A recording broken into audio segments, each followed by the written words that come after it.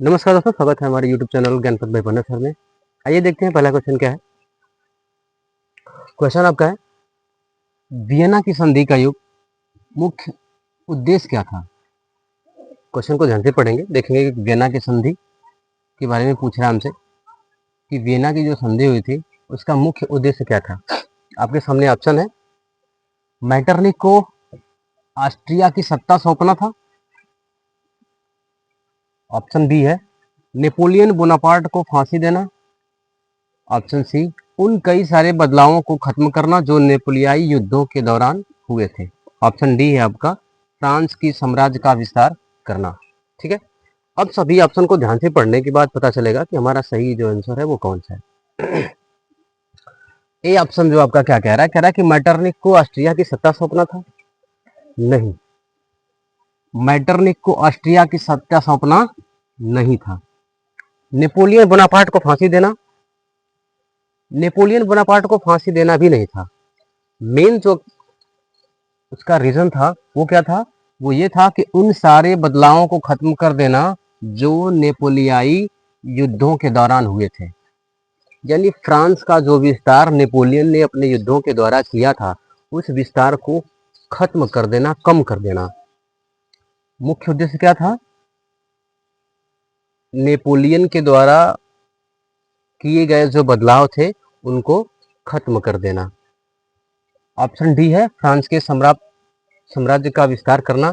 नहीं, फ्रांस के साम्राज्य का विस्तार करना नहीं था, उसके साम्राज्य को कम कर देना और सिमट देना, यूं कहने सिमटा देना।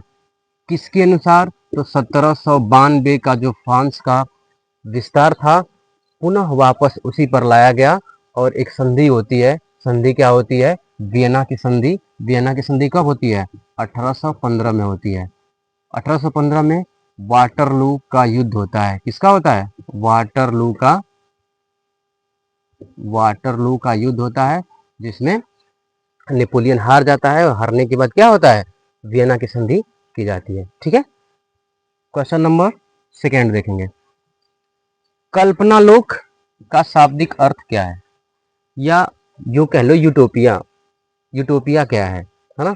तो कल्पनालोक, इसको अगर ध्यान से पढ़ेंगे ना तो समझ में आएगा कि ये शब्द ही ऐसा है जिसमें कल्पना की बारे में बात की जा रही है, कल्पना की जा रही है ना।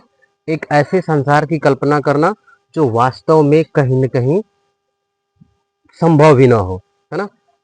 ऑप्शन इसके देख लेंगे कि ऑप्शन क्या कह रहा है, इन ऑप्शन का मतलब क्या है। ऑप्शन ए जो है वो कह रहा है कि काल्पनिक समाज जो इतना आदर्श हो कि उसका साकार होना लगभग संभव है। देखिए आंसर हमको पहले ही मिल गया इसमें। तो एक ऐसे समाज का कल्पना करना जो लगभग असंभव सा हो, है ना। ऑप्शन ए हमारा क्या हो जाएगा, सही हो जाएगा। सब ऑप्शन को देख लेंगे कि और ऑप्शन क्या कह रहा है ना। किसी समाज का स्वर्गलोक की कल्पना, ये भी गलत है। किसी व्यक्ति के द्वारा कल्पना करना, ये भी गलत है। किसी राज्य का कल्पना में भटकना, ये भी गलत है ना। कल्पना लोक का असली जो मीनिंग होती है वो क्या होती है, काल्पनिक समाज जो इतना आदर्श हो कि उसका लगभग संभव होना मुश्किल हो, है ना, असंभव हो। ठीक, आगे क्वेश्चन थर्ड देख लेंगे। इस आंदोलन ने तर्क वितर्क और विज्ञान के महिमा मंडन की आलोचना की और उसकी जगह भावनाओं, अंतर्दृष्टि और रहस्यवादी भावनाओं पर जोर दिया। ये क्वेश्चन है, ये क्वेश्चन बताने की कोशिश कर रहा है, पूछने की कोशिश कर रहा है हमसे कि यह जो आंदोलन है यह तर्क वितर्क और विज्ञान के महिमा मंडन की आलोचना की, यानी जो आधुनिकवाद है उसकी आलोचना करना किसका काम था, उसी के बारे में पूछ रहा है। और उसकी जगह पर किसको प्रोत्साहन दे रहा है, तो भावनाओं को, अंतर्दृष्टियों को, रहस्यवादी जो भावनाएं हैं उन पर जोर दिया। रूमानीवाद, ये ऑप्शन आपका है, क्या है, रूमानीवाद। देखिए रूमानीवाद ही एक ऐसा आंदोलन था जो तर्क वितर्क और विज्ञान की महिमा मंडन की आलोचना करता है ना। क्या है, रूमानीवाद ये एक ऐसा आंदोलन था जो तर्क वितर्क और विज्ञान के महिमा मंडन की आलोचना करता है, और उसकी जगह पर ये क्या करता है, तो उसकी जगह पर ये करता है कि भावनाओं, अंतर्दृष्टियों और रहस्यवादी भावनाओं को सपोर्ट करना या उनको ज्यादा जोर देना। ठीक है, रूमानीवाद, आंसर आपका ए में ही मिल जाएगा, क्या हो जाएगा, रूमानीवाद। आगे ऑप्शन में देख लेंगे, मैं ऑप्शन इसलिए आपको बता दे रहा हूं ताकि ये जो शब्द हैं, है ना, इनका अपना अपना महत्व होता है ना, अगर आप जानते रहेंगे इसको तो बेहतर होगा कि कहीं भी अगर ऐसे शब्द आपको मिल जाएंगे तो आपका सही हो जाएगा, समझ जाएंगे आप बेहतर तरीके से कि उसका मीनिंग क्या होती है। देखिए, उदारवाद है। उदारवाद क्या है? उदारवाद एक ऐसे समाज की कल्पना करना है या एक ऐसे राष्ट्र की कल्पना करना है जिसमें सभी लोग स्वतंत्र रहें, सबके अपने अधिकार हो, है ना, इस तरह के समाज की कल्पना करना क्या कहलाता है, उदारवाद। यह एक प्रकार की विचारधारा होती है ना। राष्ट्रवाद क्या है? राष्ट्रवाद एक ऐसी विचारधारा है जिसमें छोटे छोटे राज्यों को मिला करके एक सामूहिक राष्ट्र का निर्माण करना, अपने देश के प्रति प्रेम की भावना, अपने देश के प्रति समर्पण की भावना, है ना, ये जो भावनाएं हैं वो क्या है, राष्ट्रवाद है। साम्यवाद, साम्यवाद साम्यवाद एक ऐसी विचारधारा है जिसमें निजी संपत्तियों का विरोध किया जाता है और सामूहिक कोई संपत्ति है तो उसके सामूहिक अधिकार को ज्यादा बल मिलता है ना। अगला क्वेश्चन देखते हैं क्या है, आइए देखते हैं अगला क्वेश्चन क्या कह रहा है। क्वेश्चन है, बहुत ध्यान से पढ़ना है इसको, क्वेश्चन क्या कह रहा है, बहुत इंपॉर्टेंट क्वेश्चन है। ऐसे क्वेश्चन आपको एग्जाम में एक या दो क्वेश्चन जरूर मिल जाएंगे, है ना, बहुत इंपॉर्टेंट क्वेश्चन है। देखते हैं क्वेश्चन क्या कह रहा है। कह रहा है कि निम्नलिखित को काल क्रमानुसार करिए और सही विकल्प का चयन करिए, है ना। कह रहा है कि काल क्रमानुसार, यानी कि जो ऑप्शंस दिए हुए हैं इन ऑप्शन को आपको डेट वाइज करना है, किस सन में कौन सा युद्ध हुआ था या ये जो घटनाएं हैं ये कब कब हुई हैं। देन उसके बाद आपको ऑप्शन को चुनना है कि आप क्वेश्चन का आंसर ए होगा, बी होगा, सी या डी ऑप्शन होंगे, है ना। तो ध्यान से देखेंगे क्या कह रहा है ना। नेपोलियन युद्ध, अगर नेपोलियन युद्ध की बात करते हैं कि नेपोलियन युद्ध कब से कब तक शुरू हुआ था, है ना, तो ये 1799 में नेपोलियन ने सत्ता संभाल ली थी, है ना।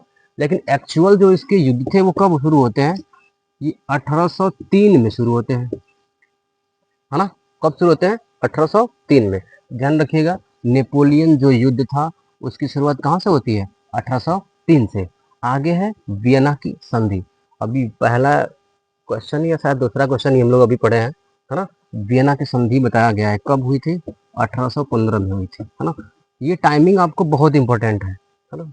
आपके बुक में पहले चैप्टर के लास्ट में देखेंगे घटनाएं और उनका वर्ष दिया हुआ है, तो उसको याद करना बहुत जरूरी है। इस तरह के क्वेश्चंस को उन्हीं के द्वारा सॉल्व किया जा सकता है। स्वतंत्रता के लिए ग्रीक संघर्ष, है ना, ये कब से शुरू होता है, तो ये 1821 से लेकर के 1829 तक चलता है ना। ध्यान देने की बात है, कब से कब तक चलता है, 1821 से 1829 तक। आगे क्वेश्चन जो थर्ड ऑप्शन आपका है, फोर्थ है, ये फोर्थ क्या कह रहा है, कह रहा है कि ऑटोमन साम्राज्य में स्लाव राष्ट्रवाद, ये जो स्लाव राष्ट्रवाद है ना ये बहुत लंबा चलता है, ये चलता है 1800 से ले करके 1850 तक, कहाँ तक, 1850 तक, ठीक है। तो अगर क्रम वाइज इसको हम करना शुरू करेंगे तो इसकी जो टाइमिंग है ये हम क्या लेंगे, ये लास्ट में होगा, क्या होगा, ये लास्ट में होगा। यानी पहला जो आपका ऑप्शन है नेपोलियन का युद्ध, हाँ, शुरुआत कब होती है उसकी, 1803 में। वियना की संधि कब होती है, 1815 में। स्वतंत्रता के लिए ग्रीक संघर्ष कब होता है, 1821 और 1829 तक के बीच में। और ऑटोमन साम्राज्य में स्लाव राष्ट्रवाद कब आता है, 1800 से लेकर के 1850 के बीच में। अब इसको क्रम वाइज करेंगे तो यानी पहला, दूसरा, तीसरा और चौथा, ये दोनों जितने हैं सब क्रम में आ रहे हैं, है ना।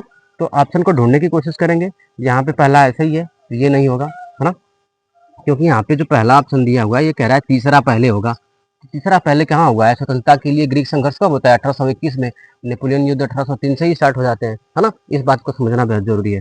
ये हमारा ए ऑप्शन नहीं होगा। ऑप्शन बी को देखेंगे। ऑप्शन बी क्या कह रहा है, कह रहा है कि पहला, दूसरा, तीसरा और चौथा सभी क्रम से हैं।